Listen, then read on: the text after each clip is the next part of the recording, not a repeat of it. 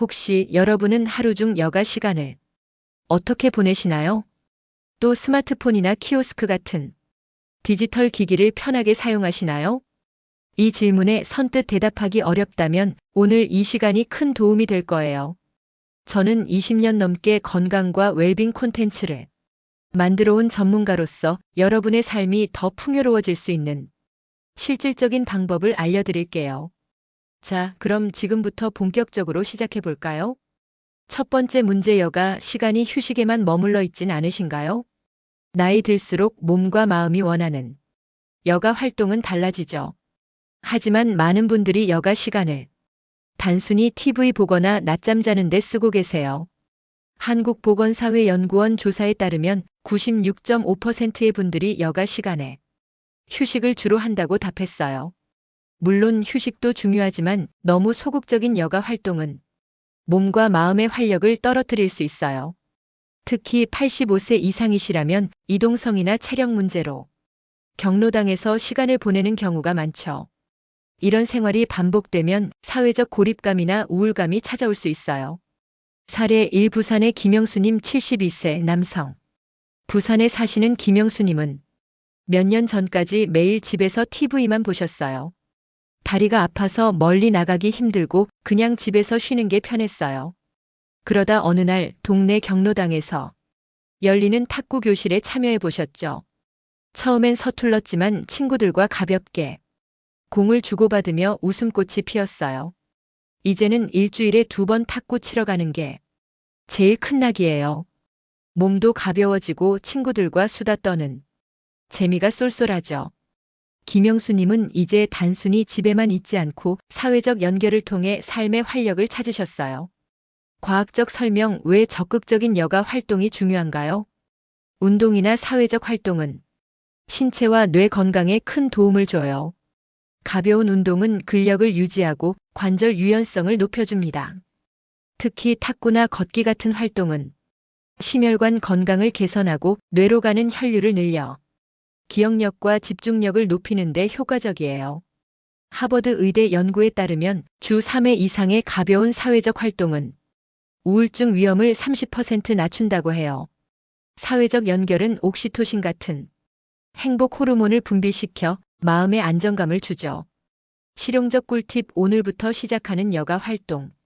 첫 번째, 동네 경로당이나 문화센터 프로그램을 찾아보세요. 탁구, 요가, 합창 같은 가벼운 활동이 많아요. 예를 들어 서울시나 부산시 같은 대도시에서는 무료 프로그램도 많답니다. 두 번째, 친구와 함께 시작하세요. 혼자 시작하기 망설여진다면 이웃이나 친구와 동행해 보세요. 김영수님처럼 친구와 함께하면 더 즐겁고 꾸준히 할 수 있어요. 세 번째, 집에서도 할 수 있는 간단한 취미를 가져보세요. 예를 들어 색칠 공부나 간단한 뜨개질은 손의 움직임을 활성화하고 마음을 차분하게 만들어줍니다. 위험성, 여가 활동 부족이 미치는 영향. 여가 활동이 부족하면 근력 저하와 관절 경직이 빨라질 수 있어요. 특히 70대 이후에는 근감소증 위험이 높아지는데 이는 낙상 사고로 이어질 수 있죠. 통계에 따르면 65세 이상의 20%가 매년 낙상 사고를 겪어요. 또한 사회적 고립은 치매 위험을 50% 높일 수 있다고 해요. 두 번째 문제, 디지털 세상. 너무 멀게 느껴지시나요? 스마트폰이나 키오스크, 이게 참 어렵게 느껴질 때가 있죠. 한국보건사회연구원 조사에 따르면 6,569세 분들의 스마트폰 보유율은 94.9%로 높지만 85세 이상은 35.7%에 불과해요.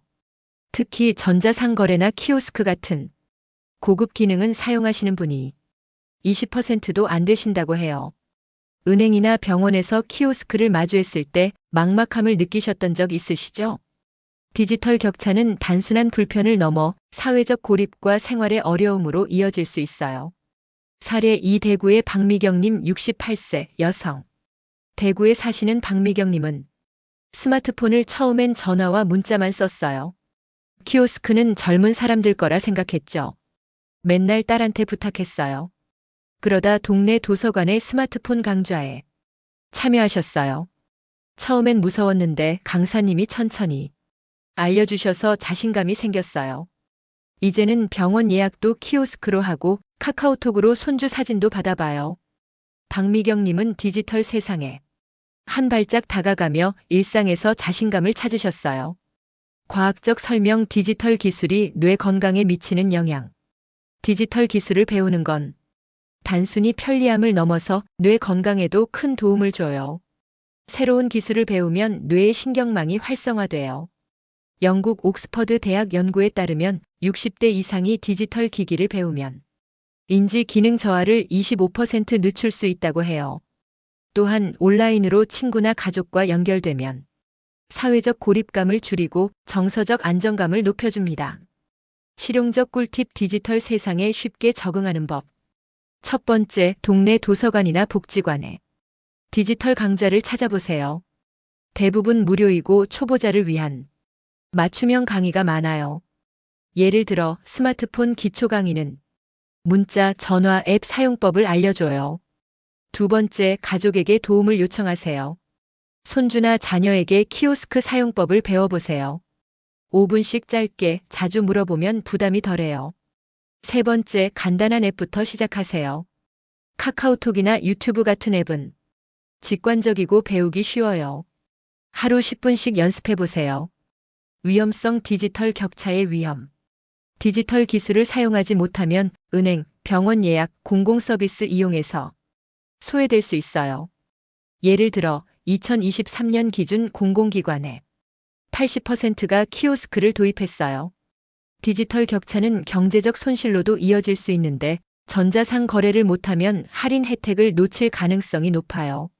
세 번째 문제 사회적 연결 얼마나 자주 하고 계신가요? 친구나 이웃과의 교류 얼마나 자주 하시나요? 조사에 따르면 사회 참여 활동은 주로 친목단체 54.2%나 종교 활동 33.3%에 집중되어 있어요. 하지만 자원봉사나 학습 활동 같은 새로운 도전은 참여율이 13.3%로 낮아요. 특히 85세 이상이시라면 이동성 문제로 사회적 활동이 더 줄어들 수 있죠. 이런 상황은 외로움과 고립감으로 이어질 수 있어요. 사례 3 제주의 이순자님 75세 여성. 제주에 사시는 이순자님은 몇 년 전 남편을 잃고 외로움을 많이 느끼셨어요. 집에만 있으니 자꾸 우울해지더라고요. 그러다 마을 자원봉사 모임에 참여하셨죠. 동네 아이들에게 책 읽어주는 봉사를 시작했어요. 아이들 웃는 모습을 보니 제 마음도 따뜻해지더라고요. 이순자님은 이제 매주 봉사 모임에 나가며 새로운 친구도 사귀고 삶의 의미를 찾으셨어요. 과학적 설명 사회적 연결의 중요성. 사회적 활동은 정신 건강에 큰 영향을 미쳐요. 미국 국립노화연구소에 따르면 정기적인 사회적 교류는 치매 위험을 40% 낮출 수 있어요. 또한 자원봉사 같은 활동은 자존감을 높이고 삶의 목적 의식을 강화해 줍니다.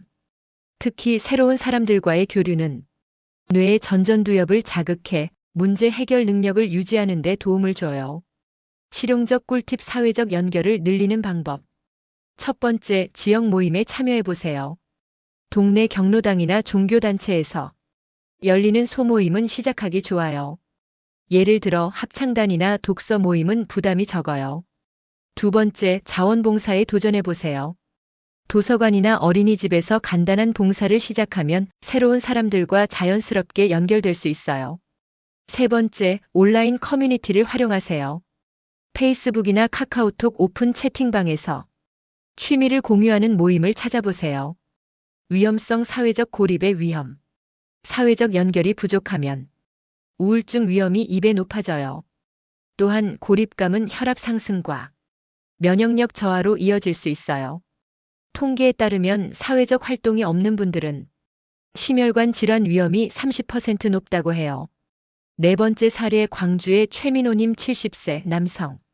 광주에 사시는 최민호님은 퇴직 후 시간이 많아졌지만 뭘 해야 할지 몰라 막막하셨죠. 그냥 집에서 뉴스만 보다가 하루가 갔어요. 그러다 지역 문화센터의 사진 강좌에 등록하셨죠. 카메라로 동네 풍경 찍는 재미에 푹 빠졌어요. 작년에 사진전에도 작품을 냈답니다. 최민호님은 새로운 취미로 삶의 활기를 찾으셨어요.